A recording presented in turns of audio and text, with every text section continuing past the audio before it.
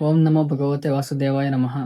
ಭಗವದ್ಗೀತೆಯ ಅಧ್ಯಾಯ 1 ಅರ್ಜುನ ವಿಷಾದ ಯೋಗ. ಅಧ್ಯಾಯ 1ರಿಂದ 7ರವರೆಗೆ ಎಲ್ಲ ಅಧ್ಯಾಯಗಳನ್ನು ಈಗ ಆಲ್ರೆಡಿ ಎಕ್ಸ್ಪ್ಲೇನ್ ಮಾಡಿದ್ದೀನಿ. ಈಗ 7 ಅಧ್ಯಾಯಗಳ ಕನ್ನಡ ಸರಣಿ ಅರ್ಥ ಹೇಳ್ತಿದ್ದೀನಿ. ಅದೇನ್ ಸ್ಟೋರಿ ಕಥೆ ಆಗಿದೆ ಅಂತ ಹೇಳ್ತಾ ಇದ್ದೀನಿ. ಅಧ್ಯಾಯ 1 ಶ್ಲೋಕ 1ರಲ್ಲಿ ಧೃತರಾಷ್ಟ್ರ ಉವಾಚ ಇದೆ. ಧೃತರಾಷ್ಟ್ರ ಉವಾಚ ಅಂದ್ರೆ ಧೃತರಾಷ್ಟ್ರ ಹೇಳ್ತಾ ಇದ್ದಾನೆ ಅಂತ.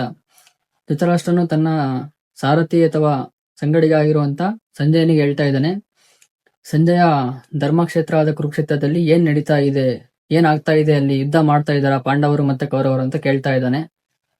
ಶ್ಲೋಕ 2ರಲ್ಲಿ ಸಂಜಯ ಉವಾಚ ಇದೆ. ಸಂಜಯ ಉವಾಚ ಅಂದ್ರೆ ಸಂಜಯನು ಹೇಳ್ತಾ ಇದ್ದಾನೆ ಧೃತರಾಷ್ಟ್ರನಿಗೆ. ಏನ್ ಹೇಳ್ತಾ ಇದ್ದಾನೆ ಅಂದ್ರೆ, ಹೌದು ನಡೀತಾ ಇದೆ, ಪಾಂಡವರು ಮತ್ತೆ ಕೌರವರು ಈಗ ಮುಖಾಮುಖಿಯಾಗಿ ನಿಂತಿದ್ದಾರೆ ಅಂತ ಹೇಳ್ತಾ ಇದ್ದಾನೆ. ಇನ್ನೊಂದೇನ್ ಹೇಳ್ತಿದ್ದಾನಂದ್ರೆ, ದುರ್ಯೋಧನನು ಪಾಂಡವರ ಸೇನೆಯನ್ನು ನೋಡಿ ಒಳಗೊಳಗೆ ಭಯಭೀತನಾಗಿದ್ದಾನೆ.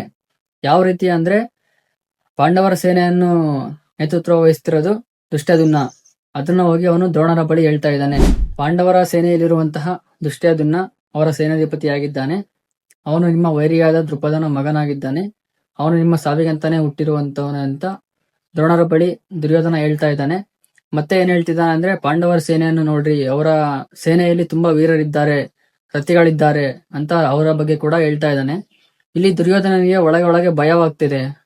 ನಾವು ಯುದ್ಧವನ್ನು ಸೋಲ್ತೀವೋ ಅನ್ನೋ ಅವನಿಗೆ ಒಂದು ಭಯ ಬರ್ತಾ ಇದೆ.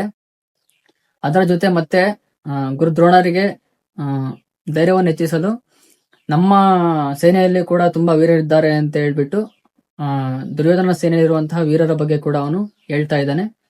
ಇದು ಇಲ್ಲಿವರೆಗೆ ಅಧ್ಯಾಯ 1ರಲ್ಲಿ ಶ್ಲೋಕ 1 ಮತ್ತು 7ರಲ್ಲಿ ಆಗಿರುವಂತದ್ದು. ಇನ್ನು ಮುಂದಿನ ಶ್ಲೋಕಗಳು ಮುಂದಿನ ಎಕ್ಸ್ಪ್ಲೇನ್ ಮಾಡ್ತಾ ಇದ್ದೀನಿ.